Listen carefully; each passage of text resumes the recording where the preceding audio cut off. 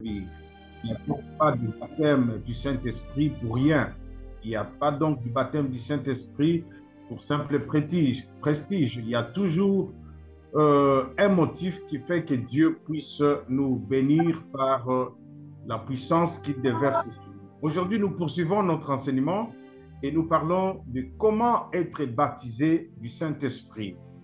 Comme vous pouvez vous enquérir, le Saint-Esprit ne vient pas dans la vie d'un homme après avoir suivi un enseignement comme l'enseignement pour le baptême d'eau. Et après cet enseignement, le baptême du Saint-Esprit. Non. Premièrement, on doit exprimer les désirs, la soif. Luc chapitre 11, verset 13. Si donc vous êtes mauvais, vous savez donner des bonnes choses à vos enfants, à combien plus forte raison le Père céleste donnera-t-il le Saint-Esprit à ceux qui les lui demandent?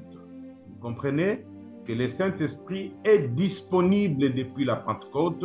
Nous avons seulement besoin d'exprimer la soif d'être baptisé du Saint-Esprit. Et lui-même a dit, si quelqu'un a soif, dans le livre de Jean chapitre 7, verset 38-39, qu'il vienne et qu'il boive, car l'eau que je lui donnerai deviendra en lui une source, un fleuve qui coulera de son sein. Donc, Amen. Si vous avez soif, Dieu étanchera votre soif. Si Amen. Vous n'avez pas soif, il ne vous imposera pas le Saint-Esprit. Oh yes. Il a demandé aux disciples de rester à la chambre haute, rester dans la prière pour attendre la promesse. Et depuis que cette promesse-là s'est accomplie, nous ne pouvons qu'exprimer le désir d'être baptisés du Saint-Esprit parce qu'il y en a qui fuient cela. Il y en a qui évitent le baptême du Saint-Esprit. Ils se disent toujours, si on me baptise ou si Dieu me baptise du Saint-Esprit, ah là là là là là là, on risque de me nommer pasteur, on risque de me donner des charges dans l'église. Non, non, non, j'aimerais bien rester un peu à l'écart, pas trop de Dieu à moi. Donc, on doit exprimer la soif. Et pendant tout ce temps que nous enseignons, c'est pour justement vous donner cette soif-là. Si vous avez été appelé, si le Seigneur a mis en vous quelque chose qui doit s'exprimer dans le monde, vous avez besoin du baptême du Saint-Esprit. Deuxièmement, on doit être baptisé du Saint-Esprit par la volonté de Dieu lui-même. Il baptise du Saint-Esprit comme il a promis. Dans Jean, Actes chapitre 1er, verset 5, car Jean a baptisé d'eau, mais vous, en peu de temps, vous serez baptisés du Saint-Esprit. Oui, il a baptisé d'eau pour vous amener à la repentance, mais en peu de temps, vous serez baptisés du Saint-Esprit. Et Jean-Baptiste lui-même disait, moi je baptise d'eau, mais celui qui vient après moi vous baptisera du Saint-Esprit et du feu. Comment être baptisé du Saint-Esprit? Par imposition de main des serviteurs de Dieu qui sont eux-mêmes loin. Comme le dit Actes chapitre 8, nous avons vu cela hier. Jean et Pierre se sont rendus à Éphèse. Ils ont prié pour que les disciples puissent avoir le Saint-Esprit. Dans Actes chapitre 19, verset 6, c'est Paul qui est en Samarie, qui prie aussi pour que les disciples puissent avoir le Saint-Esprit en leur imposant le main. Quatrièmement, en cédant votre être, non seulement votre cœur, votre vie en Jésus, mais tout votre être, vos facultés mentales, physiques et spirituelles à Jésus-Christ. C'est une des conditions sine qua non. Vous devez vous vautrer dans le Seigneur. C'est comme ça que je ne cesse de le dire. C'est lui qui est plongé dans et rempli d'eux. Si vous n'êtes pas plongé dans le Seigneur, il y a encore une partie de vous qui sert le monde ou qui sert la chair. C'est difficile que Dieu vous baptise du Saint-Esprit parce que le revêtement du Saint-Esprit, c'est pour devenir une partie du royaume des cieux sur la terre. Vous devenez un représentant du Seigneur, un ambassadeur du Christ. Alors, s'il est mobile et charnel, le baptême du Saint-Esprit devient compliqué, devient alors impossible. Pourquoi voulez-vous être baptisé du Saint-Esprit? pour faire tomber les gens, par exemple, un mobile charnel, comme Simon le magicien a demandé aux disciples, donnez-moi aussi un peu de ce pouvoir, prenez l'argent. Pourquoi? Mais toute personne à qui je poserai les mains, lui aussi qu'il reçoive. Alors, les mobiles n'étaient pas fondés. Les mobiles principaux pour lesquels un enfant de Dieu recherchera le baptême du Saint-Esprit, c'est pour servir Dieu avec puissance. Acte chapitre 8, verset 18 à 22. Acte 8, 18 à 22. Lorsque Simon vit que l'Esprit était donné par imposition de main des apôtres, il leur apporta de l'argent et dit, donnez-moi aussi ces pouvoirs, que celui à qui j'imposerai les mains reçoive le Saint-Esprit. Mais Pierre lui dit, que ton argent aille à la perdition avec toi, parce que tu as pensé acquérir les dons de Dieu à prix d'argent. Il n'y a pour toi ni part, ni lot dans cette affaire, car ton cœur n'est pas droit devant Dieu. Répands-toi donc de ta pensée mauvaise et prie le Seigneur pour que l'intention de ton cœur te soit pardonnée s'il est possible. Donc, l'intention de ton cœur qui te pousse à avoir soif ou besoin du Saint-Esprit doit être pure. Si l'intention n'est pas pure, je vais faire tomber les gens. Je vais devenir glorieux. Je vais prophétiser pour avoir l'argent. Toutes ces intentions qui ne sont autres que servir Dieu dans l'honnêteté, dans l'intégrité, feront que tu attendes longtemps sans recevoir le baptême du Saint-Esprit. Les signes visibles, parlons-en. Quel est le signe visible qui indique que cette personne est vraiment baptisée du Saint-Esprit? Le Saint-Esprit est invisible. Comme vous le savez, à l'œil naturel, Jésus l'a comparé au vent. Il dit, le vent souffle où il veut et tu en entends le bruit, mais tu ne sais d'où il vient ni où il va. Il en est ainsi de tout homme qui est né de l'Esprit. Dans Jean chapitre 3, verset 8. Il en est de tout homme qui est né de l'Esprit. Qu'est-ce que Jésus-Christ veut nous apprendre? Bien que le vent soit invisible, les effets qu'il produit peuvent être vus et entendus. Quand le vent souffle, la poussière du sol se soulève, nous le voyons tous. Amen. Amen. Les arbres se courbent dans une direction. Les feuilles bruissent, les baleines hurlent dans la mer et les nuages se déplacent dans le ciel. Ce sont là des signes, des manifestations physiques du vent. Il en est ainsi aussi pour le Saint-Esprit.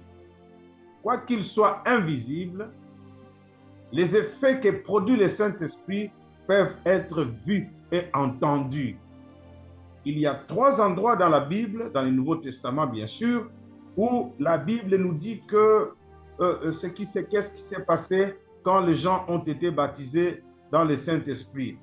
Nous commençons d'abord le jour de la Pentecôte. On n'a pas vu l'Esprit, mais on a vu ses effets. Actes chapitre 2, verset 2 à 4, la Bible dit, tout à coup, il vint du ciel un bruit comme celui d'un vent impétueux, et il remplit toute la maison où ils étaient assis. Un bruit.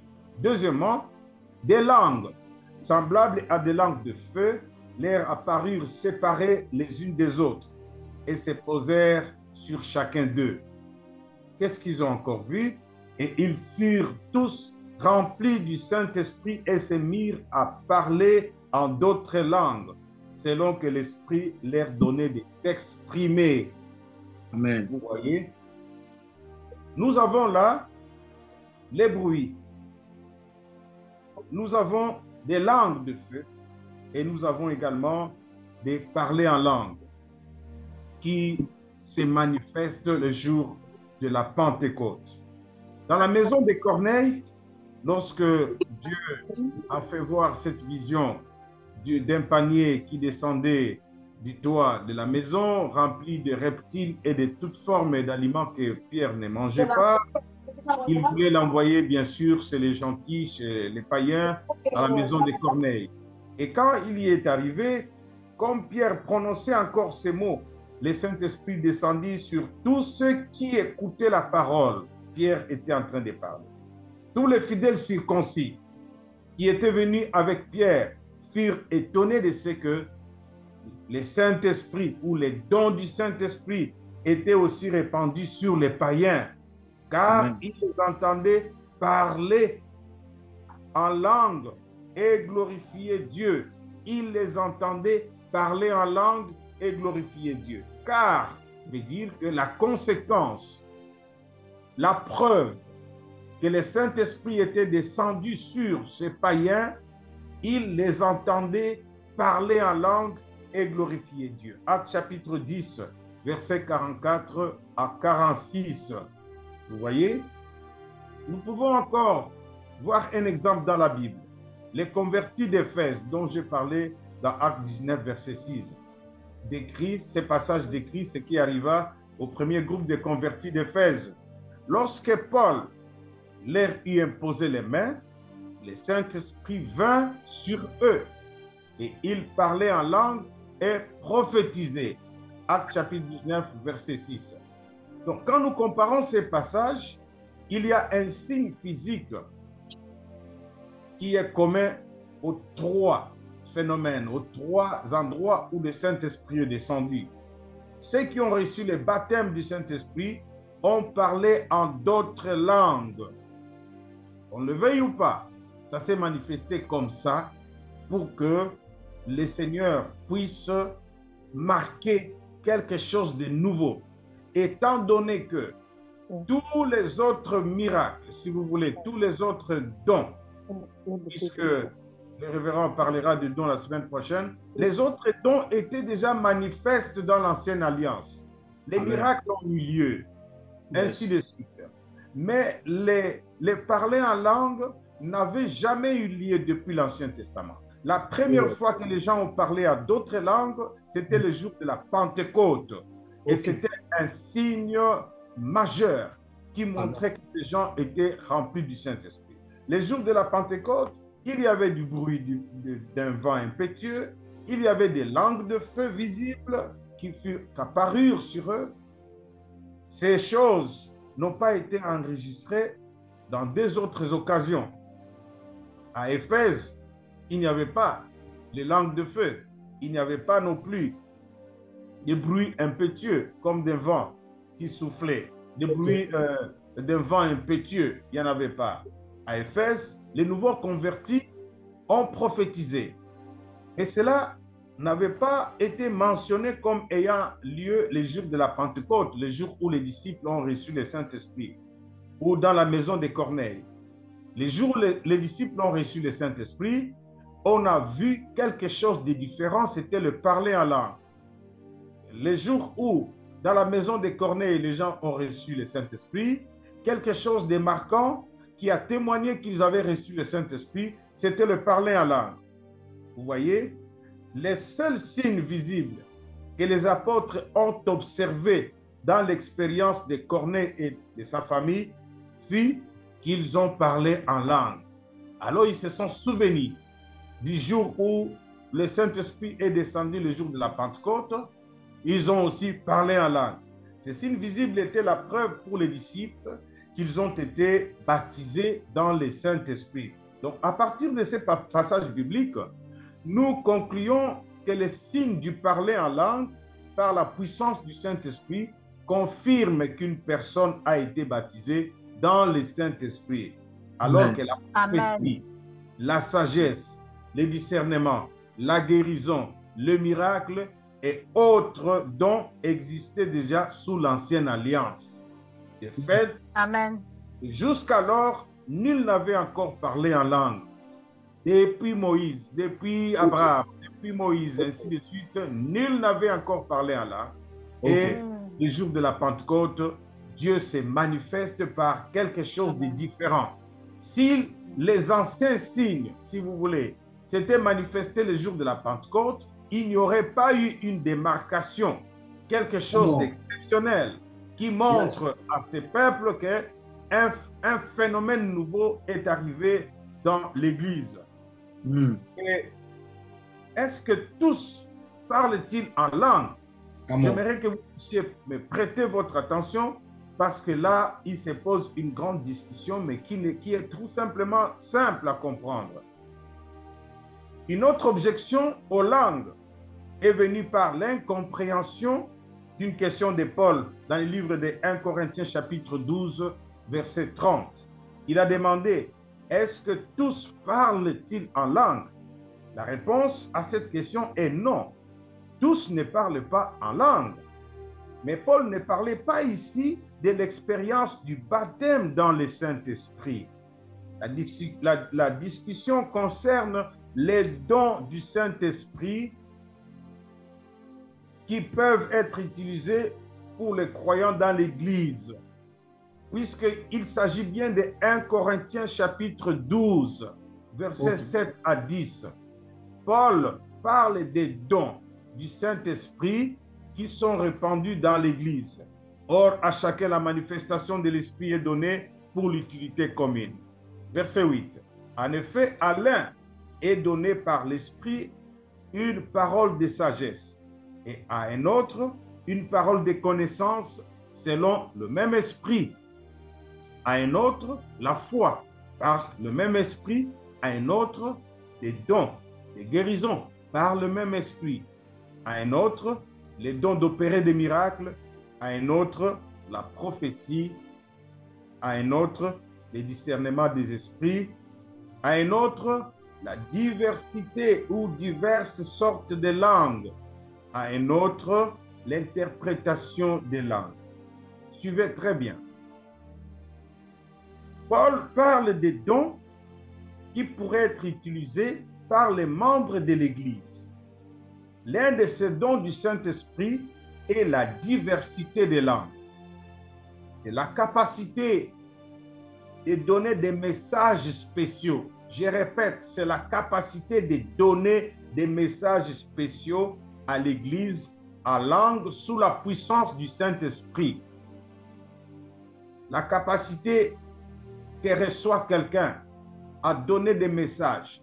Parce que dans la catégorisation des dons cités dans 1 Corinthiens 12, il y a des dons qui expriment la voix de Dieu. Et parmi les dons qui expriment la voix de Dieu, il y a le parler en langue comme moyen de communication de Dieu avec son peuple dans l'Église. Bien que tout le monde expérimente la manifestation des langues lors du baptême dans le Saint-Esprit, tout le monde ne reçoit pas les dons spéciaux de diversité des langues. On parle bien de diversité des langues. C'est un don spécial qui est donné pour que Dieu passe par l'homme pour transmettre un message à son Église. Et de plus, il faut qu'il y ait à ce moment-là un interprète. Ça, c'est la langue comme don donné à l'Église pour que Dieu puisse s'exprimer à son peuple. Et de plus, je dis bien, il faut que cela soit accompagné des dons d'interprétation de langue. Parler en langue dans 1 Corinthiens 12, c'est différent de parler en langue dans 1 Corinthiens 14, du point de vue utilité et du point de vue adresse. Je veux dire, celui qui a reçu le don de parler en langue dans 1 Corinthiens 12, il s'exprime qu'à l'Église. Suivez-moi très bien. Il s'exprime dans l'assemblée parce que Dieu passe par lui pour libérer un message. Et de plus, s'il y a d'interprètes. Mais dans 1 Corinthiens 14, nous allons nous rendre compte, lorsque je parlerai de but de langue, et je suis déjà là, les autres langues reçues au travers les baptêmes dans le Saint-Esprit ont plusieurs buts dans la vie du croyant. Et dans 1 Corinthiens 14, 1 Corinthiens 14 identifie quelques buts de la manifestation des langues, qui est différent du but du don de parler en langue dans 1 Corinthiens 12. Les parler en langue de 1 Corinthiens 14, que reçoivent ceux qui sont baptisés du Saint-Esprit, a pour but la prière à Dieu. La Bible dit, celui qui parle en langue ne parle pas aux hommes, Vous comprenez que celui qui parle en langue du 1 Corinthiens 12, c'est un message de Dieu, il parle aux hommes. Mais celui qui parle en langue d'un Corinthiens 14 ne parle pas aux hommes. La Bible dit, celui qui parle en langue ne parle pas aux hommes, mais à Dieu, car personne ne les comprend. Et c'est en esprit qu'il dit des mystères. À Dieu, bien sûr. Comprenez que là, tout le monde qui est baptisé du Saint-Esprit doit parler en langue parce qu'il a des choses à dire à Dieu. Là, ça n'a Amen. rien à voir avec tous parlent-ils en langue d'un Corinthiens 12. OK. Édification. Deuxième but de se parler en langue, l'édification personnelle. Qui de nous n'a pas besoin d'édification personnelle? Au verset 14, pardon, au verset 4, l'édification personnelle signifie construire ou promouvoir la croissance spirituelle. Construire ou promouvoir la croissance spirituelle. Oh, que c'est merveilleux de parler en langue lorsque vous êtes baptisé du Saint-Esprit. J'aimerais lire ces passages, juste 2 minutes pour que je puisse trouver le passage dans la Bible. Et c'est aussi avoir vos Bibles, parce que ce débat doit finalement avoir des réponses. Nous parlons de 1 Corinthiens 14. Nous sommes au verset 2. En effet, celui qui parle la langue ne parle pas aux hommes, mais à Dieu, car personne ne les comprend, et c'est un esprit qu'il dit des mystères. Celui qui prophétise, au contraire, parle aux hommes, les édifie, les exhorte, les console. Celui qui parle la langue s'édifie lui-même. Vous Amen. comprenez? Ce n'est pas les dons de parler en langue de 1 Corinthiens 12, parce que celui-là, il parle pour transmettre un message de Dieu. Celui qui prophétise édifie l'Église. Je désire que vous parliez tous en langue, mais encore plus que vous prophétisiez. Celui qui prophétise est plus grand que celui qui parle la langue, à moins que ce dernier n'interprète, pour que l'Église en reçoive l'édification. Vous voyez, il y a donc, verset 4, celui qui parle la langue s'édifie lui-même. Il promouvoit sa croissance spirituelle. Et vous avez besoin de cela.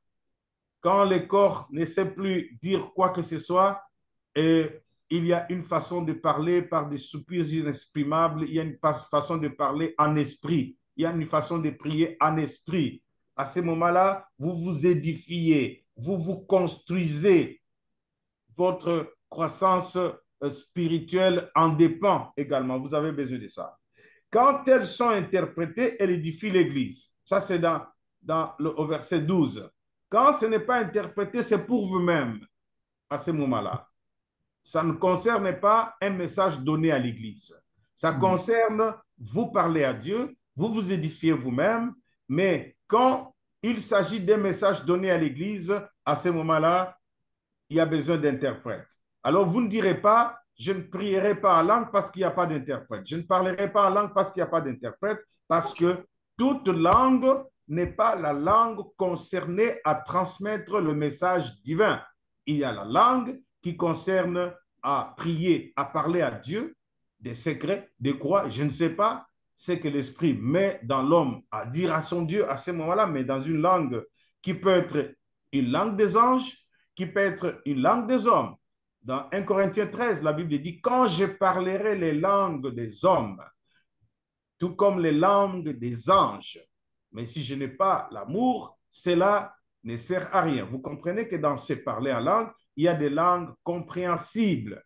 Un jour, je vous ai dit, j'étais dans un groupe de prière merveilleux, charismatique, et là, un frère s'est mis à parler en langue. Il y avait dans la salle un monsieur qui revenait de la Suisse, qui a bien compris ce que l'homme disait, alors que il n'avait jamais été en Suisse, celui qui parlait en langue. Mais le monsieur qui était en vacances à Kikwit à l'époque a bien compris tout ce qui était dit. Et à la fin, il voit le frère pour dire, est-ce que tu as déjà été en Suisse? Il a essayé de lui parler ce qu'il disait dans la langue sous l'inspiration. Le frère ne comprenait absolument. Il dit, mais tu viens de faire une prière extraordinaire, voici ce que tu disais. Le monsieur ne comprenait absolument rien. Vous voyez, à ce moment-là, le parler en langue, c'est pour l'édification, c'est pour la prière. Quand le but de se parler en langue aussi, dit le verset 14, c'est pour l'intercession. Voir également Romains chapitre 8, versets 26 à 27 ou 27, 26 à 28. Romains chapitre 8, versets 26 à 28. Pour l'intercession personnelle. Amen. C'est aussi, c'est parler en langue est un signe pour les non-croyants. Il faut que ceux qui ne connaissent pas Dieu, imaginez ce qui s'est passé les jours de la Pentecôte. Ils ont entendu les apôtres parler à des langues qui étaient des langues maternelles pour qu'ils craignent Dieu. Comment connaissent-ils notre langue? Ils prononcent les mots comme ici de véritables bambala. Comme s'il était vraiment de véritables bapende ou bachoko, je sais quoi. Mais qu'est-ce s'est-il passé? Comme je vous ai dit, dans le parler en langue, il y a la langue des hommes. Tu peux parler un Swahili alors que tu vis au Canada, dans les fonds là-bas. Tu n'as jamais été au Congo et tout. Tu peux parler suisse alors que tu n'y as jamais été. Des langues des hommes, comme aussi des langues des anges. Vous ne comprenez absolument rien. Aucun homme ne peut l'interpréter par l'intelligence humaine, bien sûr, mais c'est une langue. Vous comprenez? Amen. Donc, un signe pour les non-croyants, au verset 22, la Bible nous le dit, je suis dans 1 Corinthiens 14, verset 22, par conséquent, les langues sont un signe, non pour les croyants, mais pour les non-croyants. La prophétie, au contraire, est un signe pour les non-croyants, mais, qu'est-ce que je dis? Est un signe non pour les non-croyants, mais pour les croyants. Parce que la prophétie, c'est un message que Dieu donne à son peuple au travers l'homme à qui il a donné ses dons. Le but des langues dans 1 Corinthiens 14, c'est aussi l'accomplissement d'une prophétie. Au verset 21, il est écrit dans la loi, c'est par des hommes d'une autre langue et par des lèvres d'étrangers que je parlerai à ce peuple, et ils ne m'écouteront pas même ainsi, dit ils ne m'écouteront pas même ainsi, dit le Seigneur. Donc, Dieu utilise également des langues pour l'accomplissement de cette prophétie, pour convaincre certains peuples, comme ça s'est passé dans Acte 2, comment parlent-ils nos langues pour qu'ils se convertissent et aient la crainte de Dieu. Amen. Les langues, c'est aussi dans le verset 15 et 17, toujours dans 1 Corinthiens 14, c'est pour la louange, pour l'adoration. Verset 15, je peux lire ça rapidement. Que faire donc? Je prierai par l'esprit, mais je prierai aussi avec l'intelligence. Je chanterai, voyez, je chanterai par l'esprit, mais je chanterai aussi par l'intelligence. On peut prier par l'esprit, on peut chanter, adorer par l'esprit. Ne dites pas, mais ça c'est de la folie, mais qu'est-ce qui le prend? Qu'est-ce qu'il dit en train de dire? Lorsqu'on est rempli de la présence de Dieu, on peut s'en passer du français ou d'une autre langue connue et commencer à adorer en esprit. C'est possible et c'est faisable. Je chanterai par l'esprit, mais je chanterai aussi avec l'intelligence. De la même manière qu'on priera par l'esprit, on priera aussi par l'intelligence. Et dans la plupart des cas, si je désire faire des longues prières, je vais demeurer en présence de Dieu, je manque les mots dans les langages connus. Et quand je prie en langue, j'ai l'impression que je suis en train de m'envoler. Je suis à l'aise, je peux passer du temps sans me rendre compte. Mon esprit est en repos et que c'est le Saint-Esprit qui prend relève. C'est comme le pilotage automatique à ce moment-là. L'avion arrivera jusqu'à destination parce que à ce moment, c'est le Saint-Esprit qui est en train de mettre les mots. Il se connaît lui-même, il connaît très bien Dieu et il met les mots que moi, je ne peux pas trouver. Oh, j'aimerais que vous parliez tous en langue. Que personne ne va trembler. Vous parlez en langue fabriquée là. Vous parlez en langue, ça sont des intimidations inutiles et vous-même n'ayez pas crainte. Parlez comme le Saint-Esprit vous donne à vous exprimer, car Amen. Oh, yes. Come on. chanter comme le Saint-Esprit vous donne à vous exprimer, c'est important. Le baptême Ah du oui. Saint-Esprit, parlons-en, est la plénitude du Saint-Esprit. Amen. Furent Amen. tous remplis du Saint-Esprit. La plénitude du Saint-Esprit est la conséquence du baptême du Saint-Esprit. On ne Ok. peut pas être rempli du Saint-Esprit sans avoir reçu en amont le baptême du Saint-Esprit. Quand on est plongé dans, je ne cesse de prononcer cette phrase, quand on est plongé dans, il est tout à fait normal qu'on soit rempli d'eux. Et quand on laisse à Dieu son être tout entier, il nous remplit de sa présence. Et là, nous parlons de la plénitude du Saint-Esprit qui vient après le baptême du Saint-Esprit. Et de temps en temps, le feu du combat, c'est que nous dégageons. Le Seigneur lui-même l'a reconnu. Après que la femme à la perte du sang l'ait touché, il s'écria, « Qui m'a touché? J'ai senti une puissance se dégager en moi. » Cette puissance qui se dégage en toi, c'est l'onction quand tu travailles. Après avoir fait la délivrance, après avoir prié pour des malades, après avoir déployé l'énergie spirituelle pour apporter l'impact dans la vie des nôtres, que se passe-t-il? Tu as besoin de la plénitude du Saint-Esprit. Jésus a dit, j'ai senti une puissance me quitter.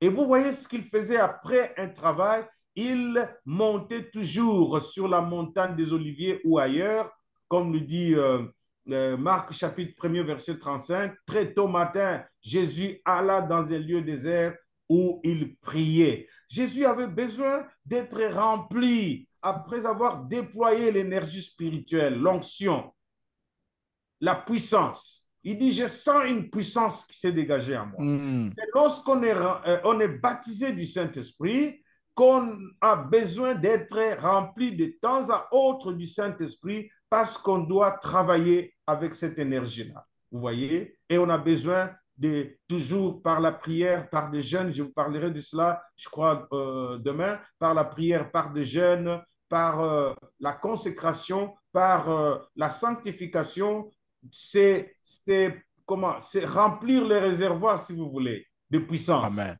Vous voyez? Dans Actes chapitre 2, verset 4, tous furent alors remplis du Saint-Esprit et commencèrent à parler en d'autres langues, selon que l'Esprit leur donnait de s'exprimer. Pendant les jours, les 120 sont restés enfermés en train de se consacrer à Dieu, en train de déverser leur vie à Dieu. La conséquence, le Saint-Esprit les a remplis et ils se mirent tous à parler en langue. Et vous sentirez vous-même qu'il y a des jours où quand vous n'êtes pas rempli, vous n'avez peut-être même pas envie ni de prier, ni comment ça arrivera le parler en langue? Parce que le parler en langue, c'est quand l'homme est rempli, que la puissance de Dieu se déverse, ça coule par sa bouche. Amen. Il exprime par ces langues-là qui sortent de sa bouche. Quand on est dans la fatigue spirituelle, il est difficile de fabriquer du parler en langue. Ça ne vient même pas. Vous ne sentez pas que vous êtes prêt à pouvoir vous exprimer de cette manière-là. OK. Bon. L'évidence, donc, qui authentifie le baptême du Saint-Esprit dans la Nouvelle Alliance, c'est le parler en langue, qui est un signe qui authentifie le baptême du Saint-Esprit, alors que la prophétie, comme je dis, le discernement des esprits, la guérison, le miracle, le don de je ne sais pas, de discernement et autres, existaient déjà sous l'Ancienne Alliance. Du fait que jusqu'alors, nul avant la Pentecôte n'avait parlé en langue. Marc 16, verset 1er nous dit, « En mon nom, voici les miracles qui accompagneront ceux qui auront cru. En mon nom, ils chasseront les démons. Ils parleront de nouvelles langues. » OK. Si vous croyez les miracles de Jean, de Marc 16, verset 1, doit se manifester aussi parce qu'il a dit, ils parleront de nouvelles langues. Oh yes. Maintenant, qui condamnent les parler en langue. Oh non, vous avec vos églises là de parler en langue et tout et tout. Mais la Bible dit, ce sont des miracles qui accompagneront ceux qui ont recru. À moins que vous ne croyez pas. Si vous Oh, croyez, yes. soyez candidat au parler en langue. Amen. Acte chapitre Yes. 2, verset 4 ajoute, bien sûr, le jour de la Pentecôte, ils furent tous remplis du Saint-Esprit et se mirent à parler en langue. Toute l'Église peut parler en langue, il n'y a pas de péché. Merci. Hein? Dans ministère de prière et famille, tout le monde peut parler en langue. Oh, yes. Et d'ailleurs, demain, nous prierons pour que le Saint-Esprit puisse vous baptiser et qu'il y ait des témoignages de gens qui ont parlé en langue. Amen. Acte chapitre 19, verset 2 à 7, le Saint-Esprit vint sur eux et ils parlèrent en langue lorsque Paul les a prophétisé. Acte chapitre 10, verset 44 à 46, oui, c'était des païens. Miraculeusement, ils écoutent Pierre en train de parler. Le Saint-Esprit descendit, les remplit, car ils entendaient parler en langue et glorifier Dieu. Alors, notez que Dieu, dans sa souveraineté, a fait que certaines personnes furent baptisées du Saint-Esprit sans nécessairement que le parler en langue soit présent. C'est compliqué. Là, nous lisons dans Actes, chapitre 4, versets 24 à 31. Dieu n'est pas, comment dirais-je, monosystème. Il est multisystème. Il a une souveraineté telle que vous ne pouvez le croire. De même qu'il a fait parler en langue aux païens dans Acte 10, sans même qu'ils aient été baptisés, il peut le faire encore aujourd'hui. Je disais Acte chapitre 4, verset 24 à 31, je lis rapidement. Lorsqu'ils eurent entendu, ils élevèrent à Dieu la voix tous ensemble et dirent, Seigneur, toi qui as fait les ciels, la terre, la mer et tout ce qui s'y trouve, c'est toi qui as dit par le Saint-Esprit, par la bouche de notre Père, ton serviteur David, pourquoi cette tumulte? Pourquoi les nations et ces vaines pensées parmi le peuple? Les rois de la terre se sont soulevés et les princes se sont ligués contre le Seigneur et contre son oint. En effet, contre ton saint serviteur Jésus, que tu as oint, Hérode et Ponce Pilate se sont ligués dans cette ville avec les nations et avec le peuple d'Israël pour faire tout ce que ta main et ton conseil avaient arrêté d'avance. Et maintenant, Seigneur, vois leurs menaces et donne à tes serviteurs d'annoncer ta parole avec une pleine assurance. En attendant ta parole pour qu'il se fasse des guérisons, en étendant, pardon, ta main pour qu'il se fasse des guérisons, des miracles et des prodiges par le nom de ton saint serviteur Jésus. Quand ils eurent prié, il s'agit bien des apôtres, les lieux où ils étaient tremblants, ils étaient assemblés tremblants. Ils furent tous remplis du Saint-Esprit et ils annonçaient la parole de Dieu avec assurance. Cette fois-là, ils sont remplis du Saint-Esprit, mais le Saint-Esprit leur donne la force d'annoncer la parole avec assurance, parce que vous n'avez pas besoin de manifester la plénitude du Saint-Esprit que par le parler en langue. Le Saint-Esprit vient vous outiller comme les apôtres, premièrement, pour annoncer la parole avec assurance. Nous ne serons pas toujours là pour manifester la présence du Saint-Esprit en parlant en langue, pouf, on s'était. Vous voyez, dans l'Église, on parle, et après. Et là, on dit, le lieu où ils étaient tremblants, ils furent tous remplis du Saint-Esprit et annonçaient la parole de Dieu avec assurance. C'étaient les apôtres. Ils furent remplis du Saint-Esprit, mais ils n'ont pas parlé en langue. Mais ils sont allés concrétiser cette puissance qui était en eux en annonçant la parole. Donc, je fais une remarque un peu sévère. Ne vous contentez pas seulement de parler en langue lorsque vous êtes baptisé du Saint-Esprit. Il y a plus que ça. le parler en langue vous aide, comme nous l'avons dit, à vous édifier vous-même, à parler à Dieu, à réaliser ceci ou cela, à chanter ou louer Dieu, mais la finalité que vous devez annoncer la parole de Dieu Oh, yes. avec assurance. Vous voyez? Vous ne serez pas toujours là dans l'église. À un certain moment, vous commencez à sautiller. Aïe, aïe, aïe, ouais, ouais, chac, chic, chac, chic, chic, chic, chic, chic, chic. Et après, et après, et après, vous Shit. voyez, ce n'est pas bien. Ce n'est pas comme ça que nous vous enseignons. Le Saint-Esprit ne vient pas là comme une machine pour nous mettre seulement à sautiller, à dire des choses, à parler en langue, mais nous devons annoncer l'Évangile. Parce que, comme je vous ai Amen. parlé, le Saint-Esprit, l'Évangile, vous aurez l'autorité, le pouvoir de parler à quelqu'un de Jésus et il cède sa vie aussi à Christ. Vous aurez l'autorité, Amen. le pouvoir de pouvoir glisser un seul mot et voir quelqu'un pleurer et changer d'avis, Amen. venir. Amen. Commencer alors à être utilisé dans ce sens-là. Vous voyez? Mais ce parler en langue ne nous vient pas d'une manière incoercible. Ça veut dire sans notre plein assentiment. Non. De plus, lorsque nous parlons en langue, l'inspiration vient bien du Saint-Esprit. Ça ne vient pas de nous. En ce qui concerne le contenu de ce que nous disons, mais c'est notre organe vocal qui fonctionne. Acte chapitre 2, verset 4 nous dit, ils se mirent à parler en d'autres langues. Ce sont eux qui parlaient. Ça veut dire, c'est toi qui vas articuler les mots. Mais Yes. l'inspiration, les mots disons, en soi, l'inspiration, c'est le Saint-Esprit qui dirige tout, qui met tout dans toi, qui met les mots, les syllabes, tout et tout et tout et tout. Selon que l'Esprit leur donnait de s'exprimer, dit la Bible. Et les contenus de ce qu'il disait venaient du Saint-Esprit. Vous sentirez aussi une différence entre quelqu'un qui fabrique du parler en langue. Il n'y a pas de fluidité. Il n'y a pas de fluidité.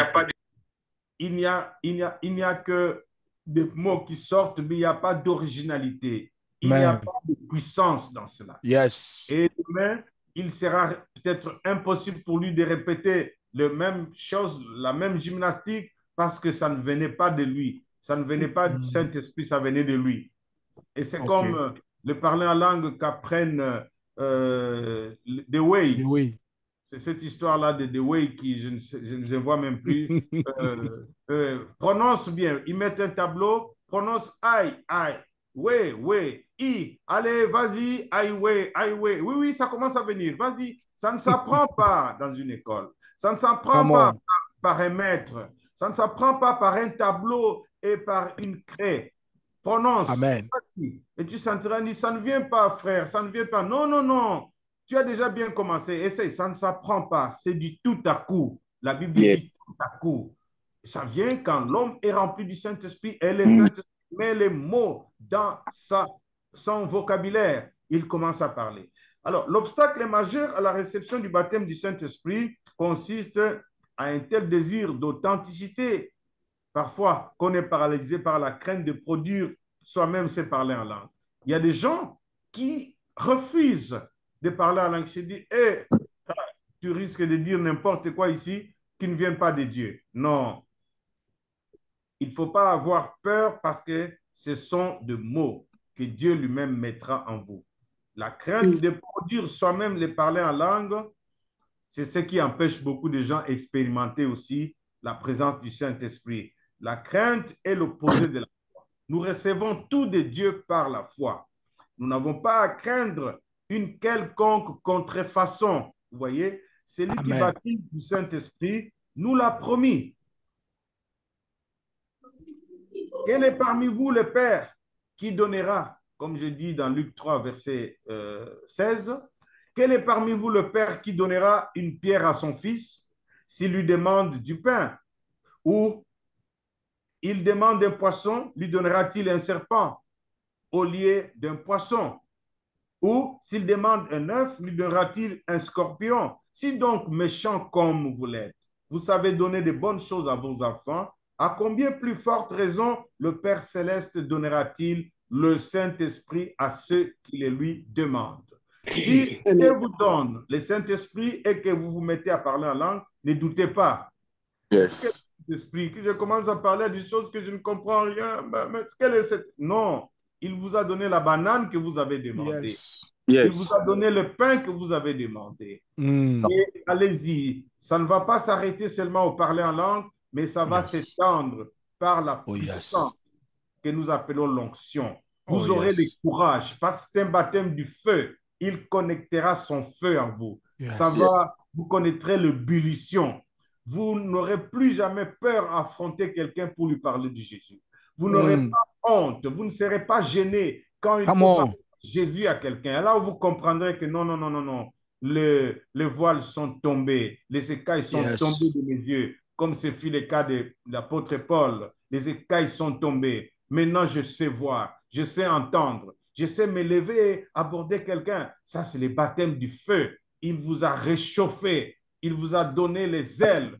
Et c'est ce baptême-là authentique que nous désirons pour l'Église aujourd'hui. Car les mondes, la chair sont en train d'envahir l'espace de Dieu, que la présence de Dieu continue à diminuer dans les chefs des enfants de Dieu. Le don du Saint-Esprit n'est pas pour les non-croyants. Comme je le disais, l'esprit de vérité que le monde ne peut recevoir parce qu'il ne le voit point et ne le connaît point. Mais vous les connaissez car il demeure avec vous, disait Jésus, et il sera en vous. Jean 14, verset 17. Ce n'est pas les dons donnés aux incroyants parce qu'ils ne vont rien faire avec. Comme Simon le magicien a demandé juste pour que les gens aussi tombent, qu'ils reçoivent le Saint-Esprit. Combien vont féticher aujourd'hui juste pour venir faire tomber des milliers de personnes? Même son propre interprète, et il doit les balancer par terre. Et quelqu'un disait, curieusement, les caméramans ne tombent pas. Je dis, mais bon, vous voyez, les caméramans restent toujours debout en train de filmer, mais nous devions aussi voir des images changer. Et parce que le caméraman est tombé, mais le caméraman reste debout. Et vous savez, l'ironie des sorts, ceux qui vont chercher à féticher pour juste créer des sensations dans leurs églises, pour que la foule devienne nombreuse à cause de ces phénomènes, de ces spectacles, voulais-je dire. Un jour, à Lubumbashi, ça s'est passé. J'étais là en 2013. Un pasteur me dit, mais j'ai entendu quelqu'un t'appeler au téléphone. C'est qui? Je dis, mais tel pasteur dit, oh là là là là là là, ne le fréquente pas. Je te déconseille. Il y a quelque chose qui est arrivé qui a bouleversé le monde évangélique. Il dit, laquelle chose? Il dit, un jour, il était en train de prêcher, l'église était pleine. C'était en direct d'ailleurs, parce que monsieur avait une chaîne de télévision. Son mouchoir blanc est tombé. L'interprète a eu le kilo, bien sûr pas le kilo, mais la bonne foi de récupérer le mouchoir, de ramasser le mouchoir, et avant de rendre cela à son père, le prédicateur, il a essayé de chasser la poussière et les grains de sable qui étaient sur le mouchoir. Et en direction de son père, lui-même a fait des culbutes après que l'interprète ait bougé le mouchoir de son côté. Alors, c'était scandaleux. Pourquoi le mouchoir de l'homme de Dieu l'a fait tomber lui-même? Vous comprenez que c'était des mouchoirs magiques, des mouchoirs qu'on cherche dans des maisons occultes. Ne cherchez pas des dieux par des spectacles inutiles. Dieu, on ne l'aide pas. Amen. Soit il est avec vous, soit il n'est pas. S'il n'est pas encore là, augmentez votre soif, vous finirez par être rempli du Saint-Esprit. Comment entretenir et augmenter le Saint-Esprit? Ce sera notre thème de demain et par là, nous finirons. Comment l'entretenir? Comment l'augmenter? Ne manquez pas au rendez-vous de demain, car nous parlerons de ces choses et nous allons aussi prier ensemble. Je ferai une courte prière et vous allez expérimenter ces baptêmes. Je poserai ma main sur vous, de là où vous êtes. Vous sentirez Amen. la présence de Dieu. Vous serez remplis, vous serez baptisés pour ceux qui ne sont pas encore, parce que nous croyons à la puissance du Seigneur, Amen. à la foi qu'il le fera pour tous ceux-là qui ont soif et qui ont besoin de les servir. Que le Amen. Seigneur vous bénisse, qu'il Amen. remplisse de son esprit et de la connaissance, afin que personne ne vienne vous tromper par de prédications qui ne sont pas bibliques. Amen. Et Dieu étende sa main sur vous et commence Amen. déjà à vous préparer pour demain, car il fera de grandes choses. Je vous Amen. remercie.